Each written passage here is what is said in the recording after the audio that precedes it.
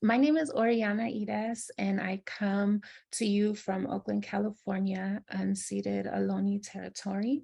And I am a longtime educator and school-based therapist, and I've also had the opportunity to serve as administration as well, grades middle school, so sixth grade, all the way through college. And I am deeply committed to creating spaces where we can be our full, whole selves, and really have spent a lot of time thinking about the conditions within a school setting that support wholeness and safety in our humanity. I am so grateful to have this opportunity to explore joy and the boundaries that might require me to protect my joy, to build my joy. And it has been a lifelong effort. Really important to kind of sit with attuning before the exploration of boundaries. And so we want to spend some time attuning to our need for boundaries and acknowledging all it is that we have been holding for the last 3 years, for our lifetime, for our generation, for our lineage and our ancestors. And so Jamboard is an awesome tool I have found to kind of share visually the ideas of many people. There's no way that this does not show up in our bodies, in our relationships, in the ways in which we're able to move through our work, through our work day. So much, so heavy that it is we're holding in this very moment, the lived experience, the last 3 years are for our families. And so we want to take a personal pause and moment to reflect how this moment is showing up for you in your body, in your heart, in your cognition, in your respective roles, in schools or in supporting young people or school systems, your pedagogy and practice. How is this moment, how is all that we're holding showing up in our relationships in our school community? How is it showing up in our young people, in our colleagues, in their families? Compare and despair, right? I think that can definitely be a trauma response, right? Comparing your experience to that of others. And then with that comparison can also come some judgment around what you're feeling or doing. And so I hope that this is a space to kind of, acknowledge that and release some of that for sure. And also, I think then in my experience, the nature of a wellness center or the school nurse is often the labor, the love, and the energy is often invisible to the rest of the school unless you're in a moment of crisis. And so want to thank you for your work, and just say also to our wellness, to our joy, being witnessed is so incredibly important. Think about what are some challenges to that no we wish we could vocalize. That no is a boundary we would like to assert, that we maybe are struggling to do so or don't work within the conditions that make that no possible. And so what are some of the challenges of attuning to and attending to our wellness in the context of schooling and working with youth?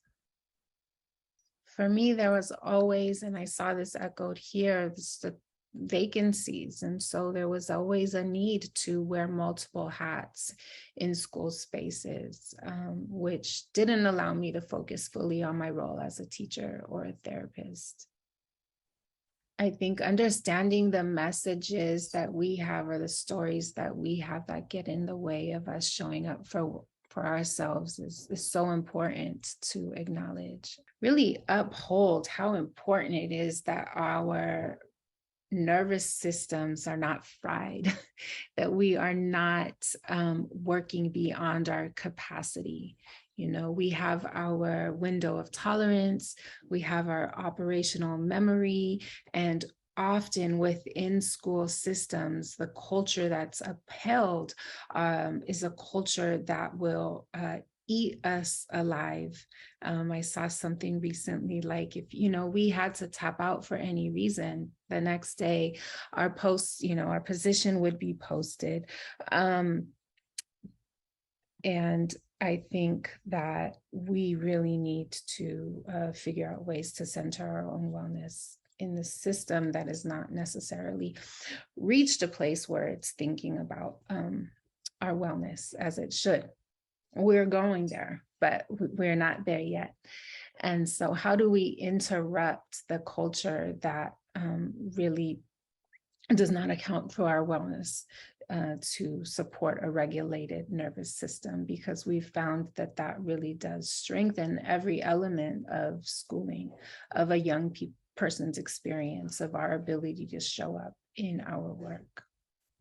I was raised by a single immigrant mother in this country and in a family with just her that did not honor boundaries. Boundaries are almost an offense.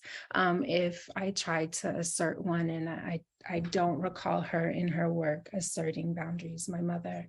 And then as a for much of my life, a single parent myself, and at one point a teen parent, I just constantly lived in service of my child and my mother. And then as an educator, I was the founder of a small school, co-founder of a small school in San Francisco, in the community that I was born and raised in.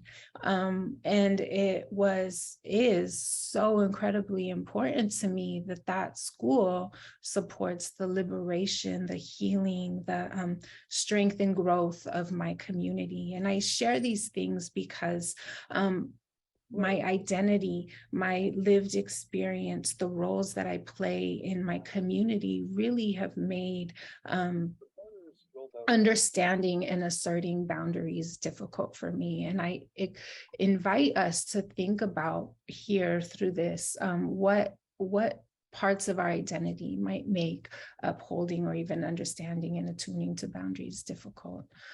So that's the invitation as you're listening to this.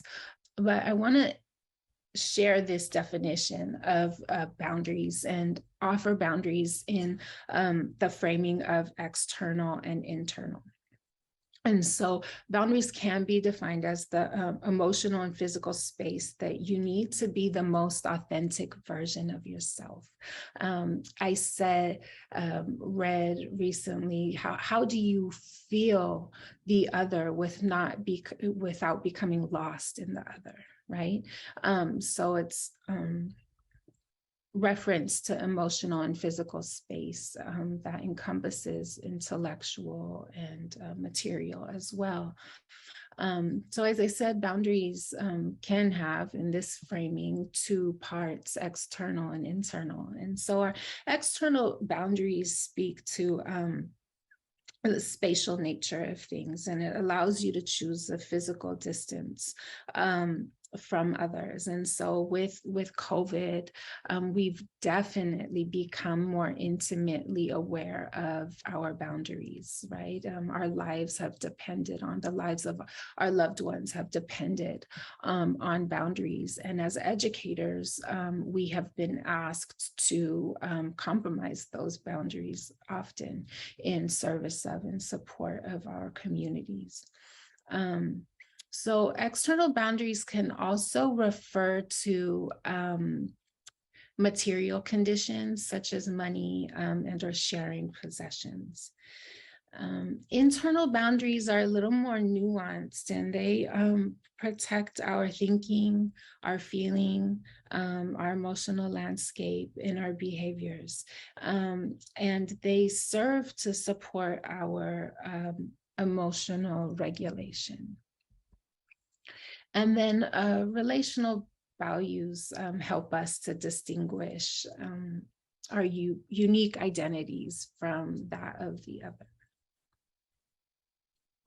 And so this framing has been helpful for me to understand and to think about what boundaries are, invite you to think about how in your heart, in your body, and in your actions when you're upholding a boundary that feels healthy to you.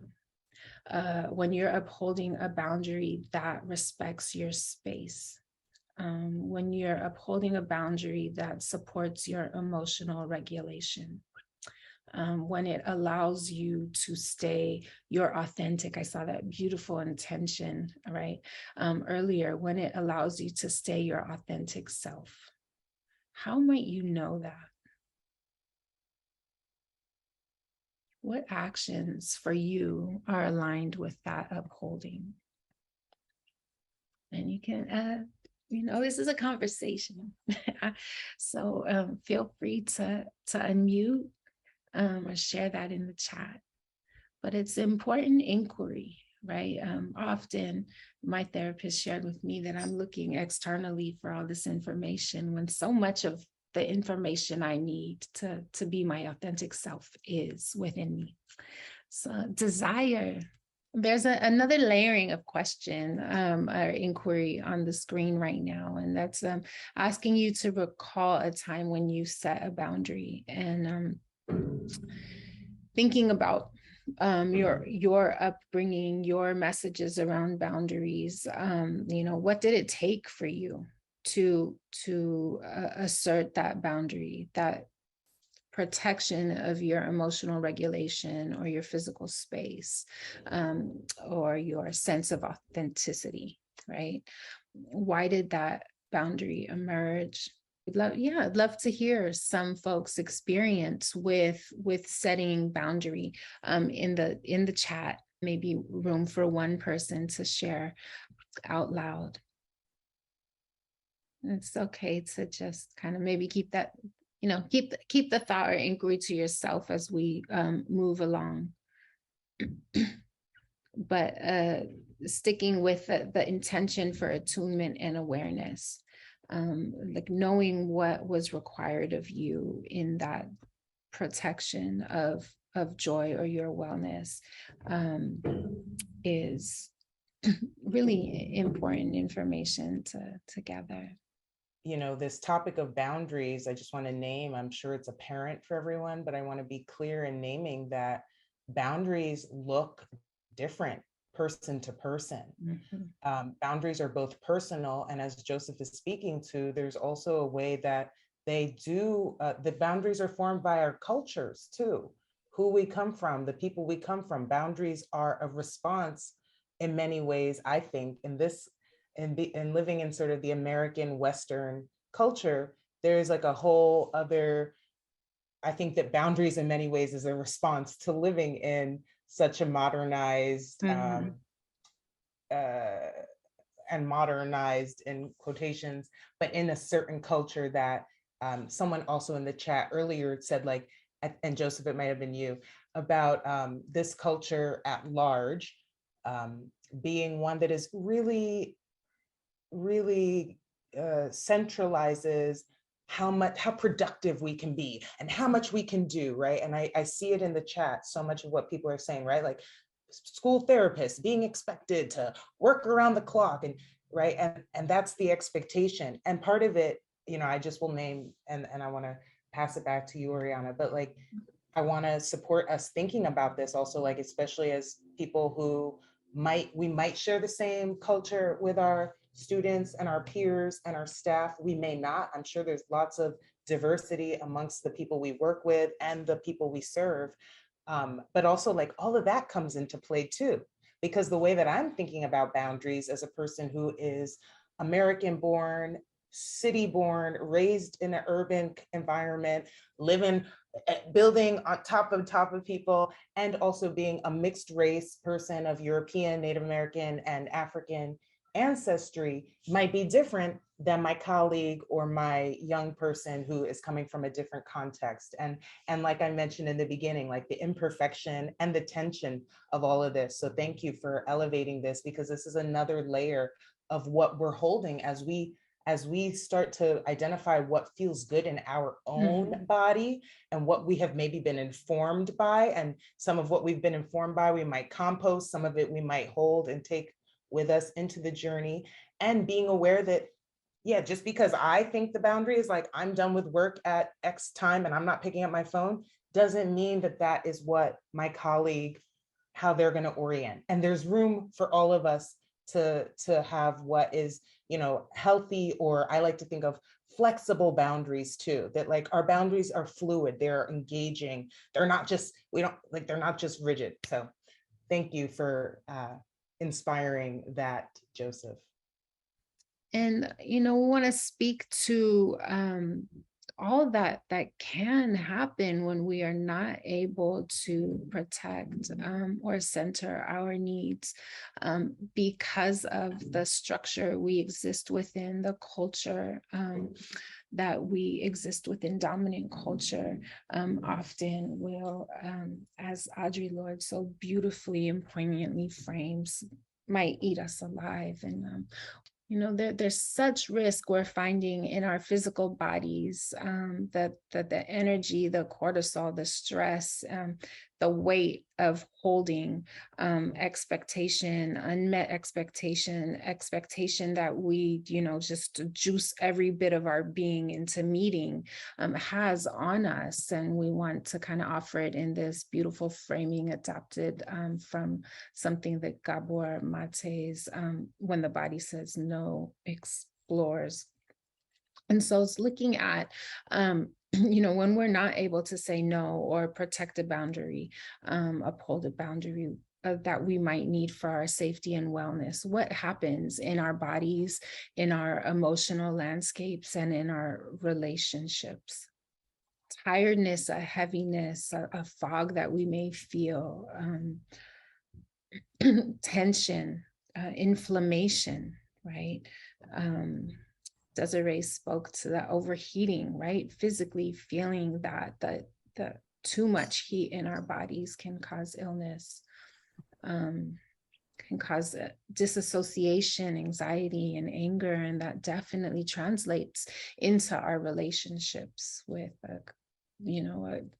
possibly a codependency dynamic, or a lack of trust or inability to connect, and resentment. When we learn to ignore anger, we often learn to ignore our boundaries. The anger that our body signals to us, known as emotions, is information.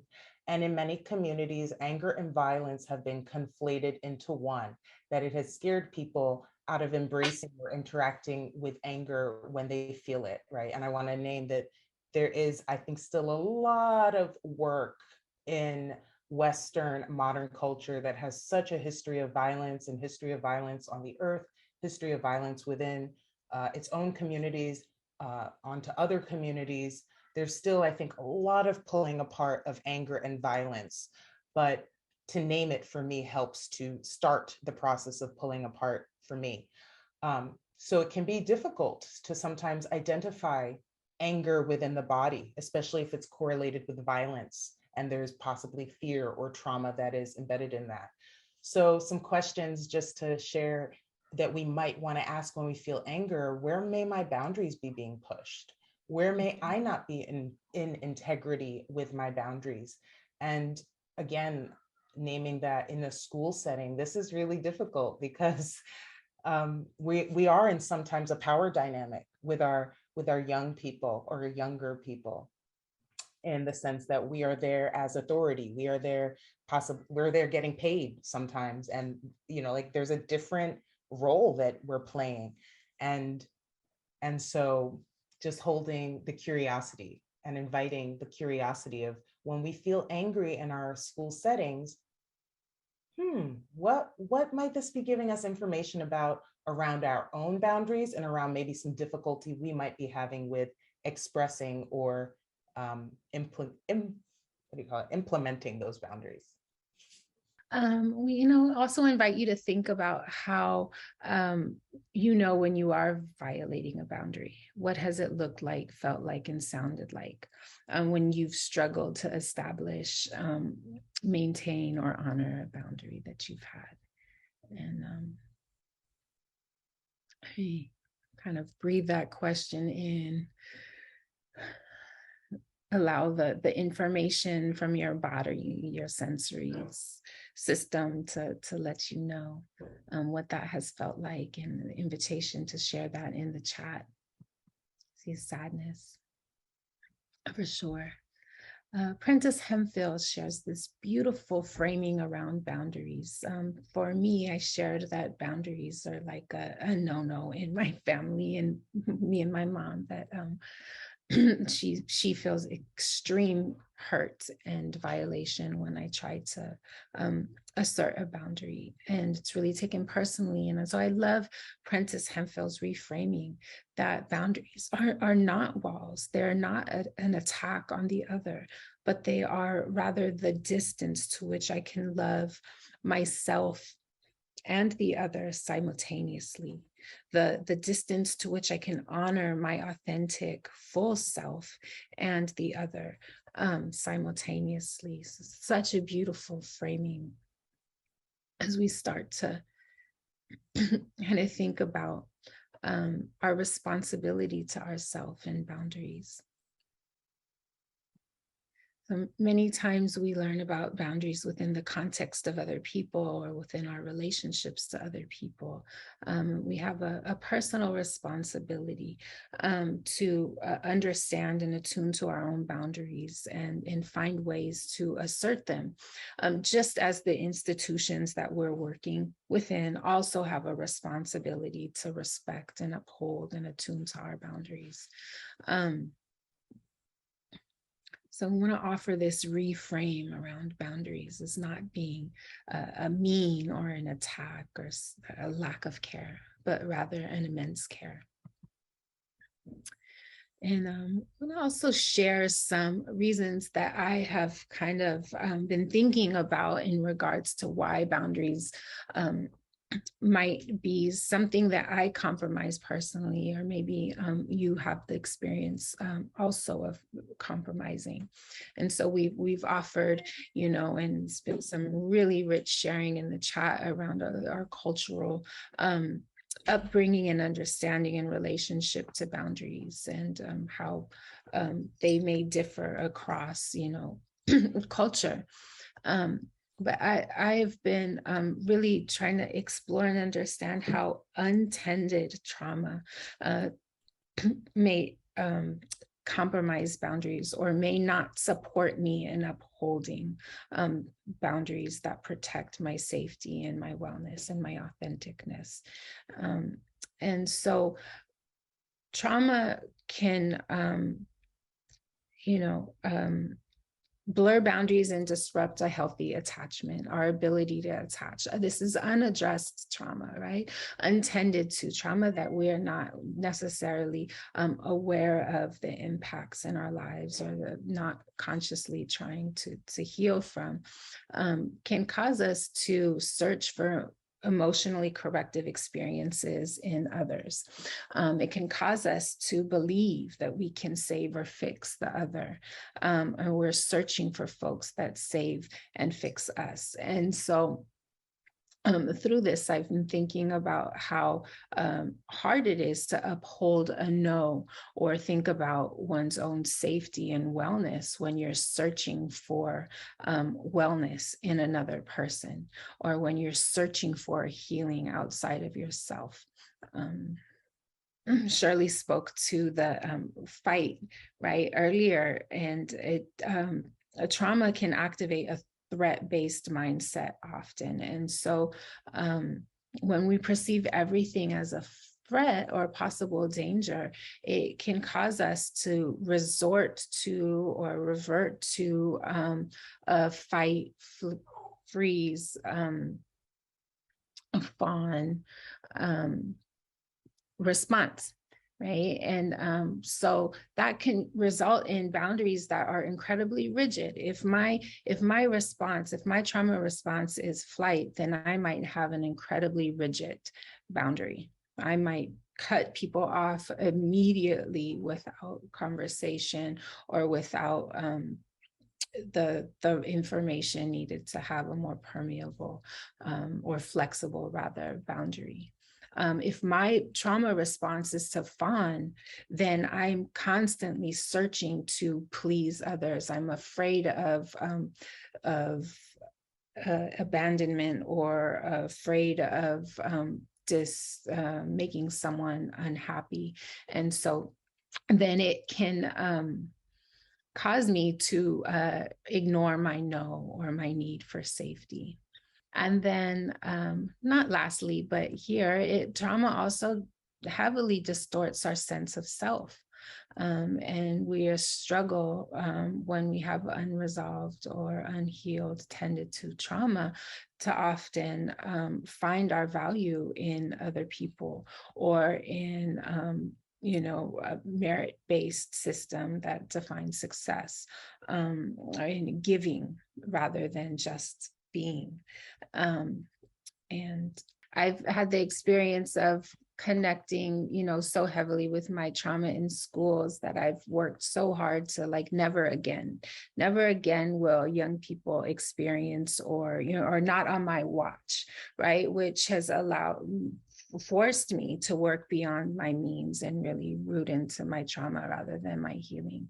Or I thought I could heal through creating a different experience for young people when I don't have that. Thinking about how do we take this beautiful vision for our experience in the world, for our experience as human, and turn it into kind of tangible, attainable goals that we can meet this semester, right? That we can meet today. We're already talking about how we're going to manifest joy and embrace and protect joy today, which is so beautiful. And how are we going to do this tomorrow? And as school opens and as October hits, and it's a really hard time, October, in schools. And so how are we going to do this? And I want to just share this most beautiful framing. Many of us are familiar with Audre Lorde's quote that caring for myself is not self-indulgence. It is self-preservation, and that is an act of political warfare. As Shirley just said, we boldly have to be the individuals that interrupt and shift the culture, right? And that quote that we're all maybe familiar with is rooted in a longer body of work, Burst of Light by Audre Lorde, when she was struggling through cancer, and when she was realizing that the way she gave really needed to change in order for her self-preservation, and in order for her to continue to give to her community in such powerful ways. And so we want to introduce, I heard also Catherine used the word radical, which I loved, but this idea of radical self-love that she speaks to, and that's tending to one's psychosocial and emotional needs before tending to those of others. And so we're introducing just very briefly the 8 dimensions of wellness. You might be familiar with this as a wellness wheel, but it's the idea that we are more than our work selves. We are more than what we give to our families, and that these parts, not only, I'm sure there's probably 1,000 dimensions to our wellness, but that there are multiple parts that need to be tended to, that need to feel a sense of safety, that we need to protect, that need to be honored by the other and those that we're in community with. And so I want to offer us these 8 that are intellectual, also creative, physical, occupational, spiritual, social, financial, emotional, and environmental. And in the workbook that we have, there's some examples of what a sound wellness in each dimension could look like for you. But I invite you to drop into the chat what they look like for you in your life. What are the areas of wellness that you today feel most attuned with, most aligned with, most energy poured into? And what are the areas of wellness that you want to strengthen? So this is kind of like capturing all that we've just kind of journeyed through together and thinking about, what it is we've just lived through or are living through, what it is we're holding, what we wish we could get rid of, what we want to say no to so that we can say yes to more or different, or what makes our heart sing. And so I invite you to think about this as we move through just a few more slides, and we'll have a moment to write in just a minute. What in your personal life makes honoring the full wheel a challenge?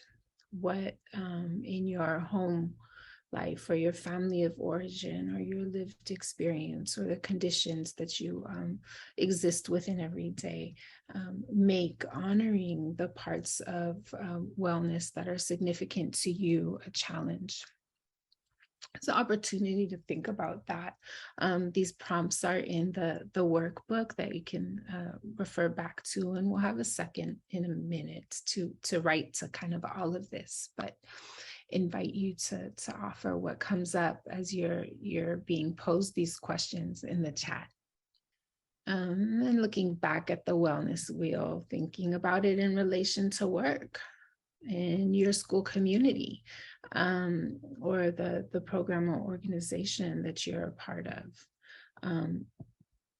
Which realms are uplifted, and which realms of the wheel could your community really benefit from spending some time thinking about as a collective? And then what specifically poses challenge to that within your school community? So it's kind of layering on questions. We'll have a moment for some spaciousness to write in response to all of this. So to the wheel in relation to your personal life, in relation to your work world. And I know that so much of that is deeply connected.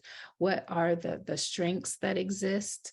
What are the areas that you are feeling really aligned with, empowered by, connected to? And then what are the realms where you feel like focusing collectively and individually could really improve, protect, or support your wellness and joy?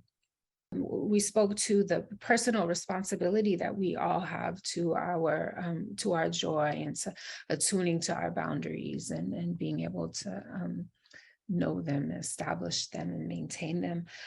But the systems that we're working within also has a responsibility to us. And we make up part of the system, and we have influence in some structures. So I want to offer these ways of, or this kind of framing for how we can honor boundaries at work or within our work world. Know your own personal boundaries intimately by actively engaging in reflective and healing work. Constantly evaluate what your boundaries look, feel, and sound like in action. Establish clear structures in your week where you're able to communicate clear and loving boundaries that honor your values, needs, and capacity. That gaze inward and the attunement. And so thinking about when we move into the some action planning for our own lives to reach our own goals, like what structures can we implement within our work day and outside of it where we get to take pause and recognize what it is we're feeling, experiencing, and then possibly needing, right? And then establishing clear structures in our work week. One structure that I think of here is my weekly supervision. It's a space that is already set where I know throughout the week I can come to with my needs, with my hopes, with my desires to feel connected and seen, and space where that I can grow. And so when I have this space, I've been in schools where I haven't met with administration all year, right?